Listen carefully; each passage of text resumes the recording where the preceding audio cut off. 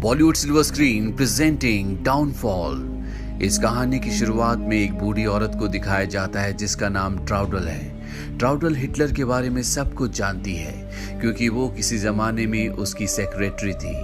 यहाँ से कहानी फ्लैशबैक में जाती है और वक्त होता है सन 1942 का, जब हिटलर ने ट्राउडल को अपनी सेक्रेटरी के रूप में नियुक्त किया था। ये वो वक्त था जब वर्ल्ड वॉर 2 शुरू हो चुका था। 2.5 साल बाद दिखाया जाता है कि बर्लिन शहर, जो कि जर्मनी की राजधानी है, जो कभी सबसे सुंदर हुआ करती थी, अब वहां पर टूटी फूटी इमारतें हैं। साथ ही यहाँ पे आर्टिलरी फायरिंग भी हो रही होती है, जिस बात से हिटलर परेशान हो जाता है। उसका आर्मी ऑफिसर उसे बताता है कि रशियन फौज हमसे बस 12 किलोमीटर दूर है, वो कभी भी शहर के अंदर पहुंच सकती है। इसके बाद बर्लिन शहर में जितने भी सरकारी ऑफिस होते हैं उनके सभी डॉक्यूमेंट्स को जला दिया जाता है और वहां पर जितनी भी आर्मी होती है सब की सब वहां से निकल जाती है। वहीं हिटलर का आज 56वां बर्थडे होता है। उसके बर्थडे पर उसके बड़े बड़े आर्मी के ऑफिसर्स, जनरल्स उससे मिलने के लिए आते हैं। उन्हीं में से एक ऑफिसर हिटलर को कहता है कि आपको बर्लिन छोड़कर चले जाना चाहिए, आप पॉलिटिक्स यूज करो ताकि आप अपनी जान बचा सको। हिटलर कहता है कि मैं बर्लिन छोड़कर कहीं नहीं जाऊंगा और जहां तक पॉलिटिक्स की बात है, मेरे मरने के बाद जितनी चाहे पॉलिटिक्स करना। इसके बाद हिटलर वहां से चला जाता है। वो अपने आर्किटेक्ट के पास जाता है जहां पर बर्लिन का एक नया मॉडल होता है। दरअसल हिटलर बर्लिन को दुनिया का सबसे सुंदर शहर बनाना चाहता है। हिटलर कहता है कि एक बार हम जंग जीत जाएं, इसके बाद हम बर्लिन से सारा मलबा बाहर निकाल देंगे और ये मॉडल जिसे बनने में कई साल लगे हैं, हम बर्लिन को हूबहू ऐसा ही रूप देंगे। हालांकि हिटलर के यहाँ पर सभी बहुत खास आदमी होते हैं। वो जानते हैं कि अब हिटलर जंग नहीं जीत सकता, इसीलिए वो हिटलर को कहते हैं कि तुम्हें बर्लिन छोड़कर चले जाना चाहिए। पर हिटलर साफ साफ मना कर देता है। वो कहता है कि अगर मेरा अंत सच में लिखा है तो मैं उस अंत को देखना चाहूंगा। वहीं बर्लिन शहर की सड़कों पर दिखाया जाता है जहां पर सभी लोग अब इस शहर को छोड़कर जा रहे हैं क्योंकि उन्हें यकीन हो चुका है कि जर्मनी जंग में हार चुका है। पर अभी भी यहाँ पर हिटलर के कुछ फॉलोवर्स, जिसमें कुछ जवान और कुछ 10-12 साल के बच्चे होते हैं, वो शहर को छोड़कर नहीं जाना चाहते। वो रशिया की फौजों का मुकाबला करना चाहते हैं। तभी इन बच्चों में से एक बच्चे का पिता आता है और वो इन्हें बताता है कि रशिया यहाँ पर बड़े बड़े टैंक्स लेकर आएगा, तुम चाहकर भी उनसे नहीं जीत सकते। उससे बताया जाता है कि तुम्हारे 10 साल के बेटे ने 2 रशियन टैंक्स को तबाह किया है और खुद हिटलर अपने हाथों से उसे मेडल देगा। उसका बेटा भी इस बात पर यकीन करता है कि हिटलर की यानी कि जर्मनी की जीत होगी, इसीलिए वो अपने पिता को कायर कहकर यहाँ से भाग जाता है। वहीं हिटलर अपने सभी आला ऑफिसर्स को बुलाता है और उनसे पूछता है कि हम किस तरह से इस वॉर को जीत सकते हैं, किस तरह से अपने शहर बर्लिन को बचा सकते हैं। हालांकि सब जानते हैं कि ये पूरी तरह से नामुमकिन है, पर यहाँ पर एक ऑफिसर होता है। वो कहता है कि जब रशियन और अमेरिकन फौजें अंदर आएंगी तो हम आखिरी सांस तक लड़ेंगे, पर शहर में 30 लाख लोग हैं, जिसमें बच्चे, बूढ़े, औरतें और कुछ लोग घायल भी हैं। इस बात पर हिटलर कहता है जंग में सिर्फ सिपाही यानी कि सोल्जर्स होते हैं, इसके अलावा कोई भी नहीं होता, हमें उन लोगों की परवाह नहीं करनी चाहिए। दरअसल हिटलर को किसी बात की परवाह नहीं है, वो किसी भी तरह से इस जंग को जीतना चाहता है। वो अपने शहर बर्लिन को बचाना चाहता है, जो पूरी तरह से नामुमकिन है। पर फिर भी हिटलर लगातार कोशिश कर रहा होता है। वो अपने एक ऑफिसर को बुलाता है और कहता है कि जर्मनी की हर फैसिलिटी को बंद कर दो, यानी कि खाना, पीने का पानी, ट्रांसपोर्टेशन, बिजली, हर तरह के साधन को पूरी तरह से खत्म कर दो ताकि अमेरिकन और रशियन सोल्जर्स यहाँ पर सरवाइव ना कर पाए। उसका ऑफिसर कहता है कि ऐसा करने से हमारे अपने लोगों को भी बहुत प्रॉब्लम होगी, उनकी भी जानें जाएंगी। पर हिटलर कहता है कि वो लोग जो जंग में शामिल नहीं हैं, उन्हें वैसे भी जीने का कोई हक नहीं है। पर सब जानते हैं कि रशियंस को और अमेरिकन को रोका नहीं जा सकता। वो बर्लिन शहर के अंदर घुस आए और साथ ही वो अब हिटलर के सोल्जर्स को लगातार मारते हुए आगे बढ़ रहे होते हैं। हिटलर एक बार फिर से मीटिंग बुलाता है जिसमें वो कहता है कि हमें इनका मुकाबला करना होगा। स्टेनर को मैंने ऑर्डर दिए, वो उन पर आर्टिलरी फायरिंग करेगा। हिटलर को बताया जाता है कि स्टेनर ने ऐसा करने से मना कर दिया क्योंकि वो अपने सैनिकों को मौत के घाट नहीं उतारना चाहता।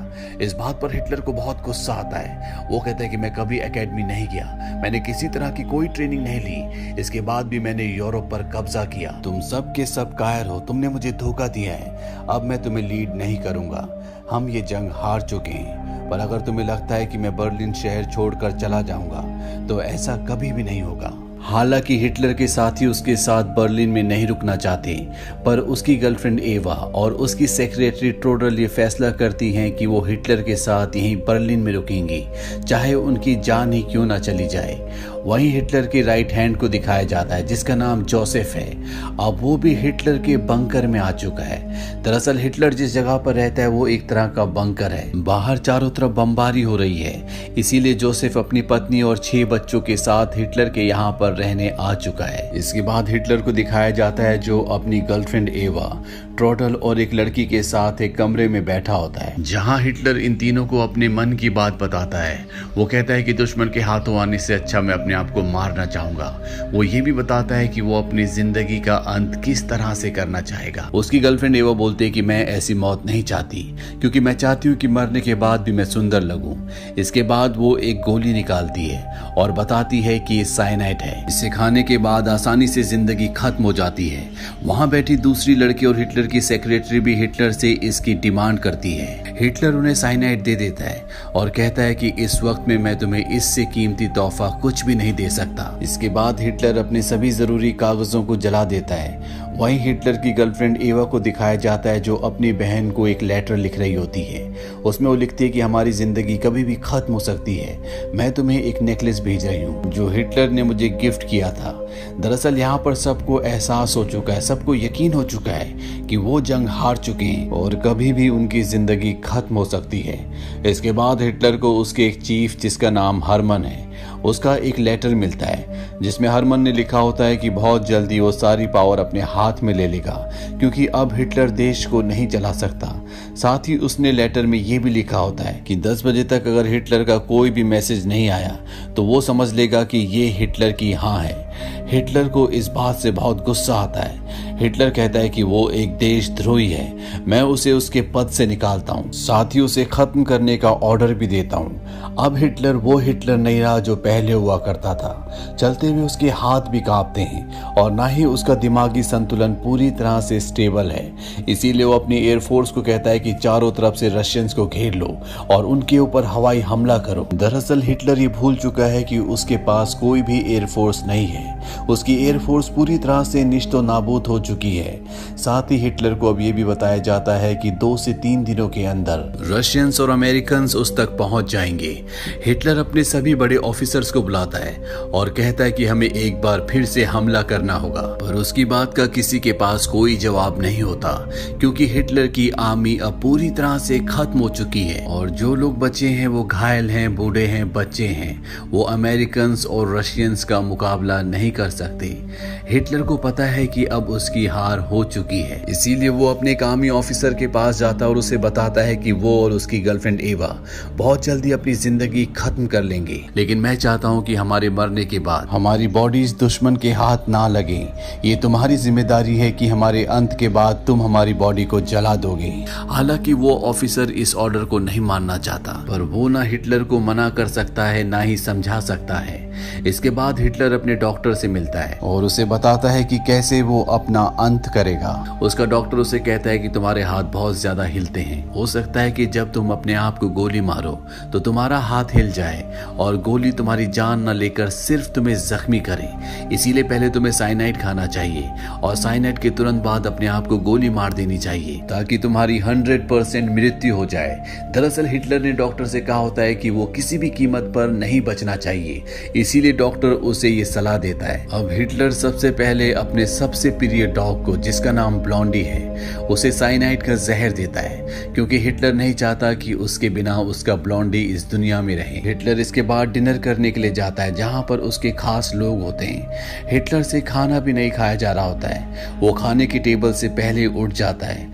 वो हिटलर जो कभी शेर की तरह दहाड़ा करता था, अब उसे चलने में, खड़े होने में भी प्रॉब्लम हो रही होती है।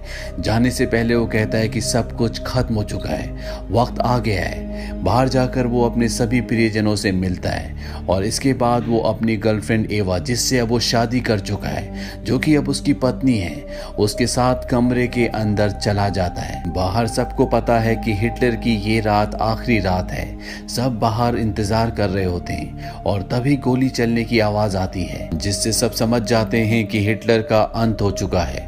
इसके बाद हिटलर को और उसकी पत्नी एवा को कंबल में लपेटकर ऊपर ले जाया जाता है, जहां पर जमीन में गड्ढे के अंदर इन दोनों को एक साथ डाल दिया जाता है और हिटलर की आखिरी इच्छा के मुताबिक इन दोनों का अंतिम संस्कार किया जाता है। हिटलर के सिपाही उसे आखिरी श्रद्धांजलि देते हैं। इसके बाद सोवियत के पास जर्मनी के कुछ बड़े ऑफिसर्स जाते हैं। वो उनके सामने सरेंडर करना चाहते हैं, पर जर्मनी की कुछ शर्तें होती है। सोवियत वाले उनकी शर्तों को नहीं मानते, जिस वजह से जंग अभी भी नहीं रुकती। हिटलर का वो राइट हैंड, जिसका नाम जोसेफ है, जो अपनी पत्नी और अपने 6 बच्चों के साथ हिटलर के बंकर में अभी भी है, वो किसी भी कीमत पर सरेंडर नहीं करना चाहता। वो कहता है कि हिटलर सरेंडर नहीं करना चाहता था, मैं हिटलर को धोखा नहीं दे सकता। उसके साथ ही ऑफिसर बताते हैं कि हम जंग में हार चुके हैं, हम चाहे जो भी कर लें, हम रशियंस का, अमेरिकन्स का यानी कि सोवियत यूनियन का कभी भी मुकाबला नहीं कर सकते। जोसेफ को कहीं ना कहीं ये बात समझ में आ चुकी है कि उसके साथी ऑफिसर जो भी कह रहे हैं वो बिल्कुल सही कह रहे हैं। इसीलिए उसी रात को जोसेफ की पत्नी अपने सभी बच्चों को नींद में खत्म कर देती है।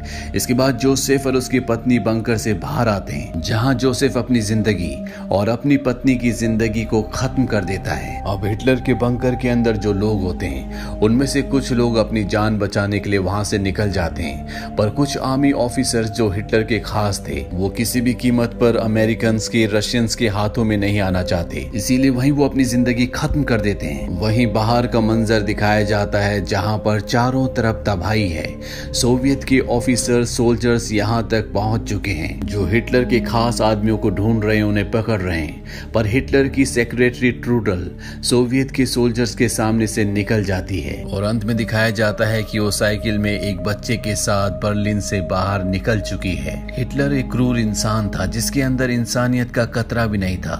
उसकी वजह से 5 करोड़ लोगों की जानें गई। हालांकि हिटलर ने खुद अपनी जान ली थी, लेकिन उसने इस दुनिया को जो जख्म दिया है उसके लिए ये सजा बहुत कम थी। 7 मई सन 1945 को जर्मनी ने ऑफिशियली सरेंडर कर दिया था, यानी कि अब वॉर खत्म हो चुकी है। इसके बाद कहानी प्रेजेंट में आती है, जहां पर हिटलर की सेक्रेटरी, जो कि अब बूढ़ी हो चुकी है, जिसका नाम ट्रूडल है, उसके दिल में आज भी वर्ल्ड वॉर 2 का दर्द है। वो कहती है कि लाखों लोगों की जानें गई, 60 लाख ज्यूस लोगों को कंसंट्रेशन कैंप में मार दिया गया, जिनका कोई भी कसूर नहीं था। इन चीजों को वो कभी भी भूल नहीं सकती। इसी के साथ ये फिल्म, ये कहानी यहीं पर खत्म हो जाती है। तो ये थी हिटलर के जीवन के अंत की सच्ची कहानी, जिस पर मूवी बनी थी सन 2004 में, डाउनफॉल। इस मूवी का बजट था $15 मिलियन और बॉक्स ऑफिस पर इसने कमाई की थी $93 मिलियन की। उम्मीद करते हैं कि ये कहानी आपको पसंद आई होगी।